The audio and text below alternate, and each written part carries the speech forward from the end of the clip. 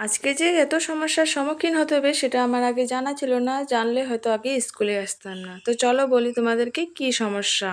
তো নমস্কার সবাইকে, আমি অনিমায় চলে আসলাম তোমাদের সাথে আরও একটি নতুন ভিডিও নিয়ে। তো তোমরা সবাই কেমন আছো? আশা করি সবাই ভালো আছো। জানো তো আজকে স্কুল থেকে আসার সময় আমার জুতোগুলো ছিঁড়ে, আর সেই জুতো পরে যে কিভাবে ঘুরবো কিভাবে হাঁটবো সেটা বুঝতে পারছিলাম না। আর এদিকে বর আসতে অনেকটা লেট হয়ে গেছে। আসলে দোষটা কিন্তু বরেরও ছিল না, বরের ঠিক টাইম মতোই এসেছে। তবে জানো তো আমারই বলা হয়নি। আজকে স্কুলের ছুটিটা একটু তাড়াতাড়ি দিয়েছে, আজকে স্টুডেন্ট কম থাকায় তাড়াতাড়ি ছুটিটা দিয়ে দিয়েছিল। আর আমার জন্য তো বাইরে বিরক্ত লেগে যাচ্ছিল অপেক্ষা করতে করতে। স্কুলে আসার সময় তো বৃষ্টি ছিলই, এখন যাবার সময়ও দেখো বৃষ্টিটা যেন কমার কোনো নামই নিচ্ছে না।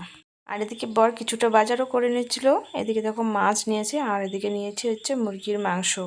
তবে আমাদের বাড়িতে তো বাবা আর মা মুরগির মাংস খায় না, তাই ওদের জন্য মাছ নেওয়া হয়েছে। তাই বর এসে কিন্তু অনেকটা হেল্প করে দিয়েছে। ও দেখো কত সুন্দর করে আমার পেঁয়াজ রসুন কেটে দিল। তারপর আবার কি, আমিও চটপট করে রান্না করে একদম ঘরটাকে এখন গুছিয়ে নিচ্ছি। তো চলো, রান্না বান্না আমার কমপ্লিট, এখন যাব বাইরের কাজে। আর এই যে বেগুনগুলো দেখতে পাচ্ছ, এগুলো কিন্তু আমাদের বাড়ির গাছের বেগুন। তবে জানো তো বীজ হয়ে গেছে, তাই ফেলে দেবো। বীজ হলে পরে বেগুন খেতে একদম ভালো লাগে না। তারপর এদিকে এক গাদা বাসন ছিল, সেগুলো কিন্তু মেজে নিলাম। আর এদিকে আমার পাকা বুড়িটা দেখো বলছে যে আমাকে জল দাও, আমি হাত পা ধুবো। তবে ও কিন্তু এরকমই, যখনই আমি কোনো কাজ করি ওকে আমাকে বিরক্ত করাটা একদম বাদ দেয় না। তবে ও আমার প্রত্যেকটা কাজই বিরক্ত করে আর বলে যে দাও আমি করি। তো চলো একটা তোমাদেরকে ম্যাজিক দেখাই। এই যে দেখো, চুটকি বাজিয়ে কিন্তু আমি সব নোংরা আউট করে দিলাম। তো এটা কি সম্ভব? একদম না, এটা শুধু এডিটের কামাল।